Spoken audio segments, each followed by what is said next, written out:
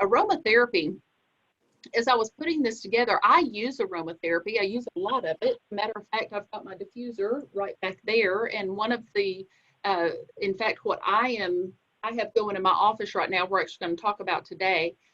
But as I got to digging into kind of the history of aromatherapy, it's really pretty interesting.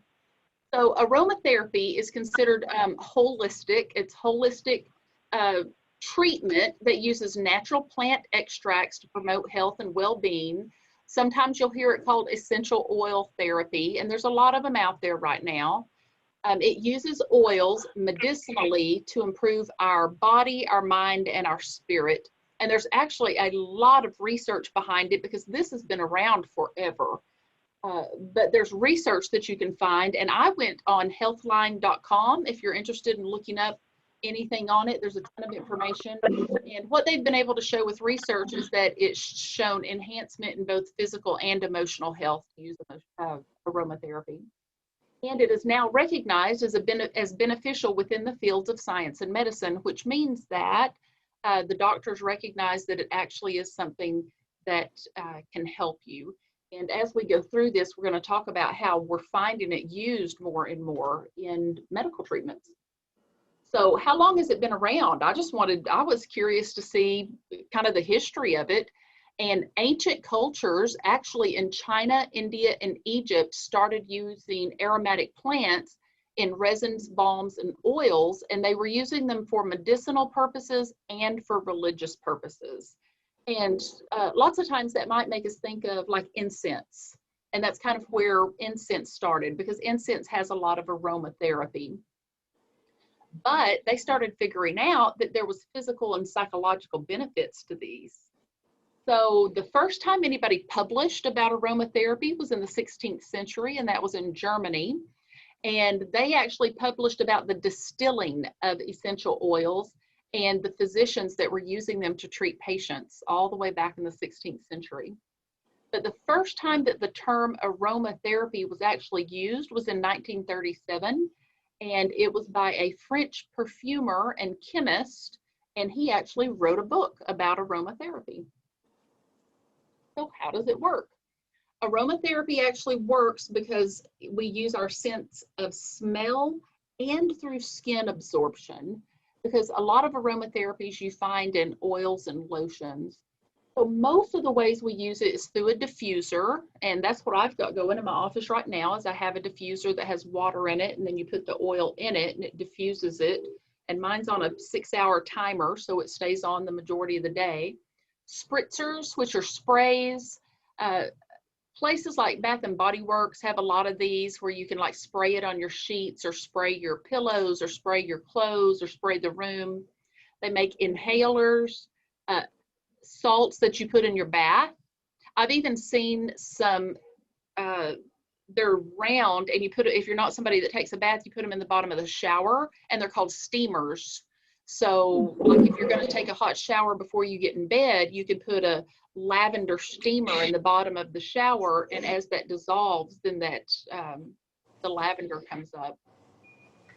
Oils, creams, lotions, steamers, compresses, and masks. There's tons and tons and tons of things out there that use essential oils.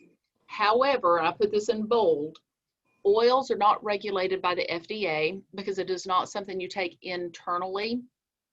So always make sure when you purchase oils that you're buying 100% natural oils. Mm-hmm. You get oils at Walmart. You can get them at just about any grocery store, but I've also seen them at the dollar store. So you just want to turn it over and look at it and make sure that it's not a drop of essential oil and the whole rest of it's olive oil or something. So just making sure that they haven't added something to it. It shouldn't contain any additives or any synthetic ingredients. That's the way to check. If it says 100%, you should be good.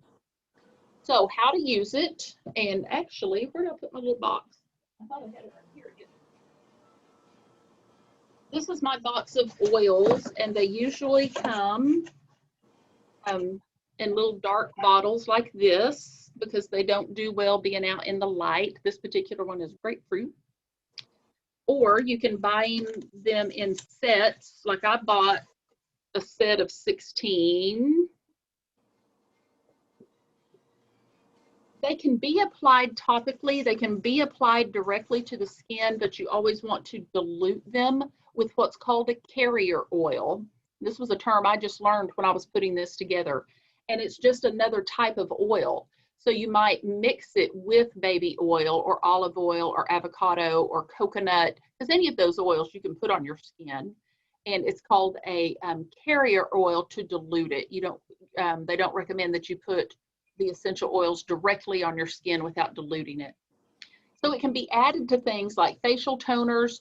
You can add a drop or two into a shampoo or a conditioner, liquid soap. You can even add it into a toothpaste and mouthwash.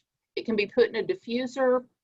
You can spritz it throughout a room, and you can pour essential oils directly into the bath. Just need to be very, very careful because it can make the bathtub slick or slippery. So, and this all came from research again. These are the things that they have found that there were actual benefits from aromatherapy, and pain management is one of them. And one of them I thought was really interesting was that they are starting to use aromatherapy while people are undergoing chemotherapy. That as they are receiving their chemotherapy, I read that they'll use like warm, moist wraps around the neck, or lotions or diffusers in the room while someone's having their chemotherapy. Improving quality of sleep. I use eucalyptus and lavender and spray that on my pillows every night. And again, that you can find lots of these for purchase at places like Bath and Body Works and online. It can treat headaches, alleviate the side effects of chemotherapy. They use it during labor now, easing the discomforts of labor, fighting bacteria, viruses, and fungus. It can improve digestion. So with digestion, what I found was peppermint. So I found a peppermint tea, and using a peppermint tea to work with digestion, because that's been around for a very long time. Just like sometimes you can suck on a peppermint and it can ease your stomach. So peppermint helps with stomach issues and with nausea. It can improve hospice and palliative care. We do that whenever somebody is on hospice, where we use lotions like this lotion I've got right here. It's a lavender lotion by Aveeno. It's called a stress relief, but it's a lavender lotion. And also having a diffuser in the room. And lavender normally is the one we go to with hospice and palliative care because it promotes rest. And then a boosting your immunity. And I've got it broke down, and you'll get the copies of this because I'm going to list the top 8. I believe I took the top 8 and what they are good for. Other benefits that research has found that it helps with asthma, insomnia, fatigue, depression, inflammation, arthritis, and menopause. All of the many things that come along with menopause. This is from the National Association for Holistic Aromatherapy, and these are the top 8 sellers in the United States. And eucalyptus is number 1. I know my eucalyptus is already gone. I've already used it up. That's one of the first ones I used. But it has antiseptic qualities. It can be used for healing wounds, ulcers, burns, and cuts. So it is actually one that is used medicinally. And then lavender is on there, and that is known for the relaxing benefits. It's also regarded for the benefits to the skin, and it can be used to treat cuts, bruises, and skin irritations. That's why you find a lot of lavender lotions, just having it. I have even taken, if I am having a super, super stressful day, I keep this lavender lotion right here, and we'll put it on my hands and sit here and just breathe it in and take some deep. So I'm getting benefits of some deep breathing and then breathing in that lavender scent. Lemon is the 3rd most popular one, best known for cleansing toxins. It's also known to rejuvenate energy, purify skin, and act as a bug repellent. So whenever you buy the lemon oils, you can use it for these type things. Now, as far as the rejuvenating energy, that one is a really good one also to have in the diffuser, that just, because it's that citrusy smell, and it just kind of gives you a boost. And right behind that was lemongrass. It has just a little bit different aroma, and it helps relieve muscle pain. It kills bacteria. It also wards off insects and reduces body aches. You will see essential oils used in, like if you look for natural bug repellents, if you read the ingredients that are in it, instead of it having DEET or something like that in it, a lot of them have essential oils in it. Patchouli is what I have going in my office right now. And it's known for its calming, peaceful fragrance. And that is just what I decided I needed this week. And I have that going in my office, and actually have had a couple of people walk in today and go, what is that? What is that? So it just smells so good in here. But it also can be used for dry skin when you mix it in with a lotion. So you can take just a regular lotion or an unscented lotion and put a couple of drops of a oil in with it. And then that's good for skin. There's peppermint, soothes nausea, stomach issues, and it cools overworked muscles. So the recommendation with that is to, like if you've got a cold washcloth, even putting it in the freezer for a couple of minutes and then putting some peppermint oil on it and then placing it on a sore muscle. And these last two, and again, there's many, many, many aromatherapies. This box I've got right here has, I think, 12 or 16, but these are just the top ones. Rosemary. Rosemary has been shown to boost mental activity, it relieves respiratory problems, and it reduces pain.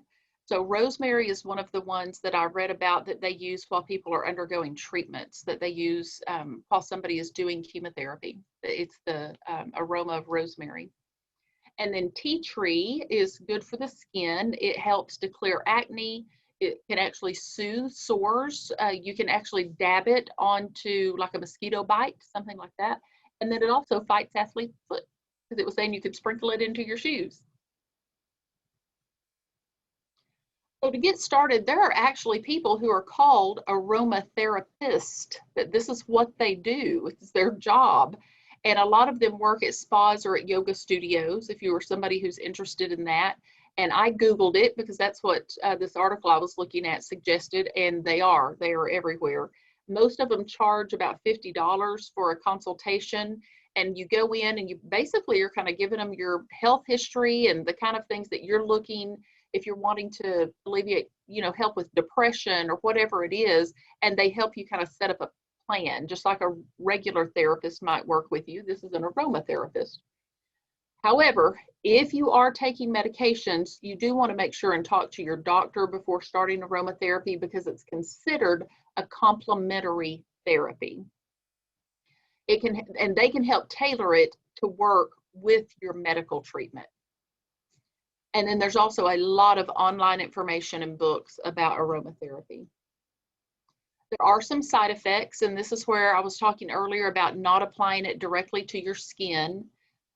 You want to do a skin patch test. So if I were, say, going to use the peppermint, I'd want to make sure and just try it maybe on the back of my wrist or something first to make sure I'm not going to have some type of a reaction.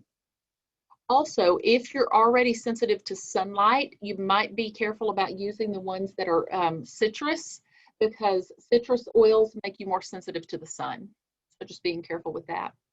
Children and pregnant women should always consult a physician before using anything with essential oils, and then you never want to swallow essential oils. They're to be used topically and then in the air. So some of the side effects that can happen, the most common is a rash. If somebody were to, put it on them directly, it can trigger an asthma attack in somebody who has asthma. People who are really, really super sensitive to smells, and I am sensitive to smells, it can cause a headache. I've never had a headache from aromatherapy just because it's subtle. It's not overpowering. It's not like a perfume, if you've ever used them before. And you control how much you put in the diffuser. I've got a diffuser that's that deep with water, and I might only put 3 drops in there, but it's got my entire office smelling to the point that it's a subtle, nice smell. And then allergic reactions, again, if somebody were to put it on their skin. And it repeats over and over when you're reading about aromatherapy that this is never meant to replace any kind of a doctor-approved treatment plan. All right, questions about aromatherapy? Has anybody used them and had good luck with them, or any that I didn't mention that you have used before I talk about the journal prompt for this week?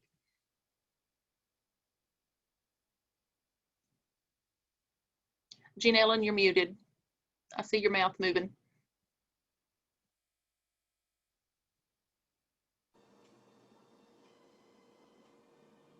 Oops, you're still muted. Let me see if I can do anything. Okay.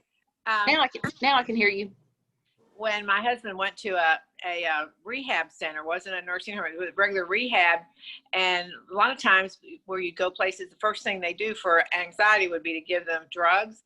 So what they did was they did lavender, and so when he got in his room, they had a lavender diffuser already going, and so that was when I was first introduced to it. And these last few weeks, that's what I've been doing every night in the bedroom. You shut the door to keep it in the room, and letting the lavender help with agitation and stuff like that. And it's good.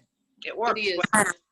I'm glad you shared that. And I'm sure glad to hear that there's places like a rehab center using it. That's good. Yeah. Yeah.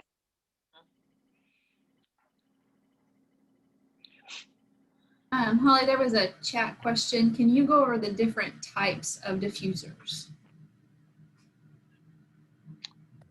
Oh, I don't know that I'm aware. I mean, this one that I got, we ordered on Amazon. You can buy them at Walmart.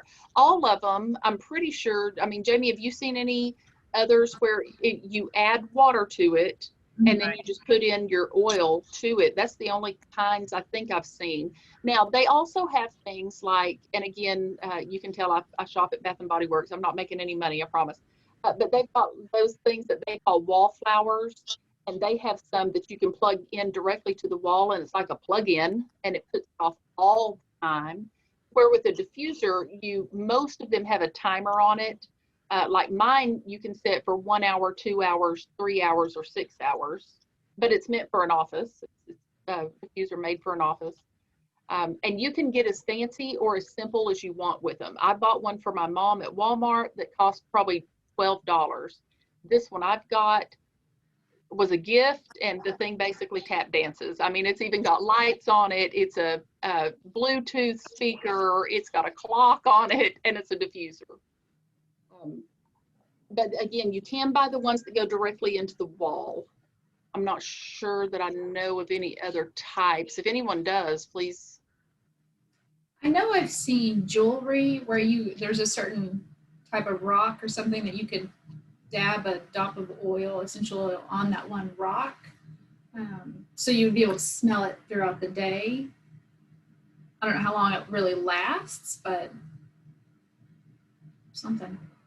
I've seen that. Yep, I've seen that also. And I was thinking, this company, the one I have mine through is called Art Naturals. They even make it in a little roller so that you can like roll it on the back of your, you can roll it on your wrist or roll it up behind your ears, almost like a perfume. I see Carolyn said, patchouli is my favorite, very calming. I have oils and cream. Comfort from Bath and Body Works is patchouli and vanilla. And she said, just a note though, that it has somewhat of a church incense aroma. So if you don't like incense, you might not like it. I really, that one is one of my favorites. But also you can buy those rollers from Amazon. You just have to look, because a lot of the bottles have the same size of neck on them. And then you get the bottle, you just pop out the thing that's in there, and then you can put a roller right in. Oh, okay. So, but you have to be aware of, the size of the bottle. And I just learned the hard way what worked, but then you can take anything and turn it into a roller. Sure. I know I have been familiar with a hospice before, that whenever somebody went on hospice, that a lavender in a roller and the lotion was part of their comfort kit. And it wasn't just for the patient, it was also for the family. Great idea. For everybody to use. Yeah. Great idea. So I love seeing that that it is being used more and more. Well, the journal prompt this week is about journal about a habit or activity you do that improves your mood or stress level without fail. And aromatherapy could be one of those. Jamie did a program on sleep a few weeks ago, and she talked about this with sleep. And I had all the stuff at home, but I had not been using it all the time. And since I have been using it, I spray it on my pillow, and I just kind of spray it in the room. And then, like you were saying, I close the door so that it stays in there. I have been going to sleep, getting to sleep a whole lot better. And describe how you transform when you're engaged in this practice. How do you feel, and how can you do this more often? So it's actually thinking about and journaling about something that you do that works without fail. For a lot of people, that might be something, and again, we will send you these, because I'm going to stop sharing so I can see my screen again. We'll send you these, but for some people that might be music, because some people music is their go-to, or it might be a stretching or an exercise, or it might be meditation or prayer time. I've heard a lot of people say that they can talk themselves, I always say talking myself down from a panic attack, or talk myself from getting all the way ramped up in a panic attack, by starting to pray, or by starting to repeat the serenity prayer, or by starting to take those deep breaths. But just having it down on paper, so using that as a journal prompt this week.